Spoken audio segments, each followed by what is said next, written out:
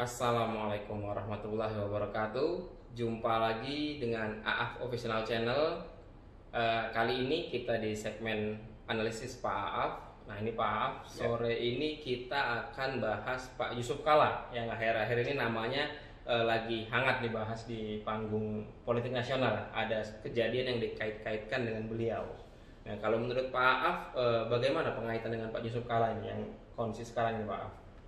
Ya, jadi kalau tentang Pak Yusuf Kalla ini ya, jadi memang dia ini ya tokoh besar, tokoh penting, orang yang punya pengaruh kuat ya. Jadi kalau kita lihat sejarahnya ya, di dalam politik, Pak Yusuf Kalla ini pernah menjadi anggota DPRD Sulawesi Selatan. Untuk awal sekali ya karir politiknya. Jadi dia dari Sekbel Golkar.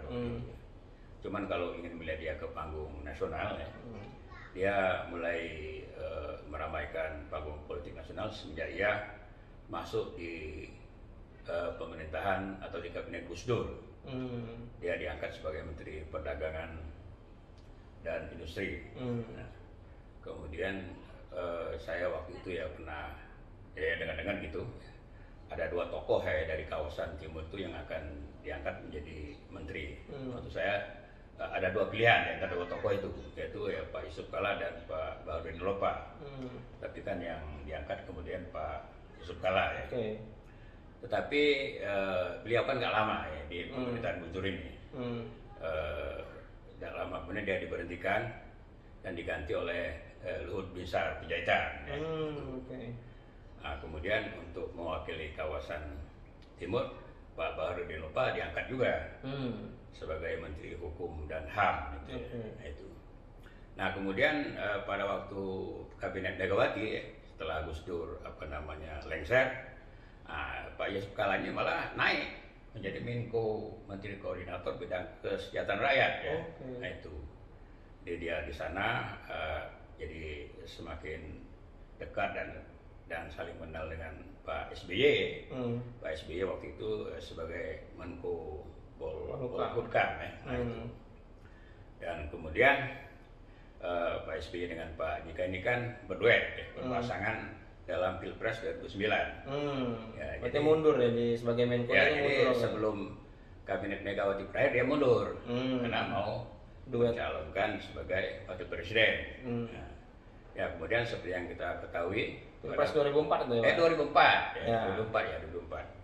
Tapi seperti yang kita ketahui ya, Pilpres 2004 ini kan dimenangkan oleh pasangan SBY dan JK. Menariknya di Pilpres 2004 ini ada 4 tokoh NU yang ikut cawe-cawe. Iya, siapa aja itu? Ya, itu jadi JK sendiri kan juga tokoh NU. Kemudian ada Pak sudah almarhum nih ya, Gus Solah ya. Ya wakilnya dari Pak Wiranto, kemudian ada Kiai Haji Hashim Musadi, jadi wakilnya daripada Ibu Megawati. Kemudian ada dari NU yang di capres, ya, yaitu Pak Hamzah Has. Nah, dia capres, wakilnya Pak Agung Gemelar. Tapi kan yang beruntung ya menang aja. Ya tokoh NU yang Pak JK ini waktu dia hanya sebagai wakil ya di 2004 itu. Nah kemudian dalam perjalanan berduet sama SBY ini, JK ini orang ya cukup tegas ya, cukup berani juga, sehingga ada yang mengesankan pada waktu itu JK ini adalah the real presiden ya. Itu. Jadi dia juga pernah misalnya memerintahkan Kapolri ya, Bambang Hendar Saudanuri ya untuk menindak Robert Tatular ya. Nah, waktu itu Yusuf Kalla sebagai acting presiden ya. Presidennya Pak SBY lagi ke luar negeri. Nah, jadi kemudian dia memerintahkan Kapolri memerintahkan Kabar Eskrim waktu itu Pak Susno Duwaji ya. Nah, untuk menindaklanjuti ya yang daripada Pak Robert Tatular ini. Nah, pada hal-hal lain yang juga diperankan oleh Pak Yusuf Kalla ini, misalnya dia berperan dalam perdamaian Aceh dan perdamaian Maluku.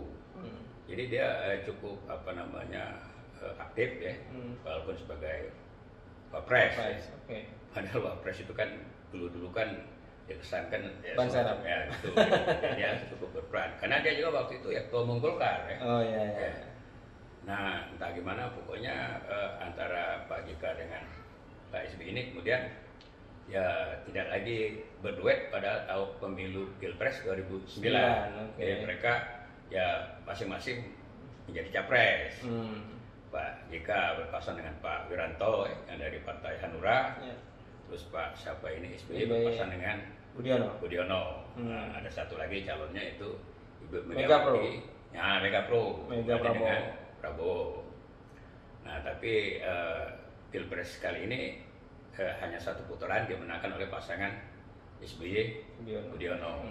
Nah, sehingga jika tidak lagi di pemerintahan, tapi walaupun gitu dia tetap aktif di misalnya Pameran Indonesia. Ya. Jadi dia tetap saja bisa berbuat. Dan juga misalnya di Dewan Masjid. Nah, itu di DMI ya. Ya, dan juga pada tahun 2012 waktu Pilgub di KI dia mengendorse Pak Jokowi. Dan itu kan berhasil kan menang Pak Jokowi menjadi DKI 1. Dan entah gimana pada waktu 2014 ya Pak JK diminta oleh Pak Jokowi untuk menjadi cawapresnya, cawapres. Jadi mereka berpasanglah pada tahun 2014 ya. Nah, sehingga dia berhasil unggul menang ya, mengalahkan pasangan Prabowo Hatta pada waktu itu. Sehingga masuk lagi JK sebagai wapres. Hanya di jabatan kedua kali dia agak berbeda. Dia lebih terkesan kalem ya, dan terkesan juga agak menahan diri. Cuman untuk urusan luar negeri itu banyak ditangani oleh JK. Misalnya dia menghadiri sidang umum Majelis PBB misalnya itu ya berkali-kali gitu. Dia kemudian beberapa waktu kemarin misalnya dia juga menerima utusan dari Taliban ya. Nah, itu kira-kira.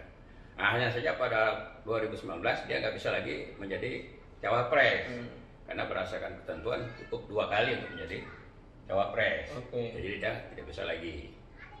Nah, jadi itulah jadi dari sejarah dan karir Pak JK ini. Saya kira memang beliau ini orang yang cukup sukses ya. Menjadi tokoh besar ya, menjadi orang yang berpengaruh, menjadi orang yang katakanlah. Mungkin termasuk di Pilgub 2017 juga ya? Iya, dia di Pilgub 2017 ya mendukung mengendorse Anies Baswedan ya. Dan itu juga berhasil. Bahkan dia bisa merubah setelan DKI 1 dan DKI 2 kan sudah tersetel waktu itu kalau saya DKI 1-nya Sandiaga Uno. DKI 2-nya kan Mardhani Alisera.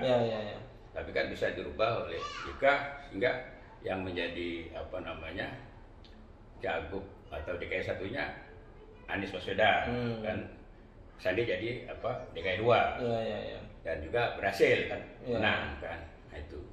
Jadi ya cukup banyak apa yang bisa diperankan atau dimainkan oleh Pak JK ini.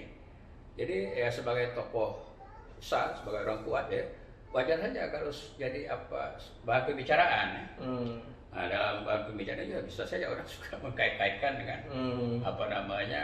satu presiden dengan dia, padahal dia sendiri bisa saja dia nggak ngerti apa-apa, dia nggak tahu tentang itu. Dan untuk yang terakhir ini ada jubir yang makanya dia mungkin JK sudah memahami jika dia punya orang yang punya jubir yang bisa untuk mengklarifikasi tentang isu-isu tentang dia, yang bisa menjelaskan mana yang benar, mana yang tidak benar dan sebagainya.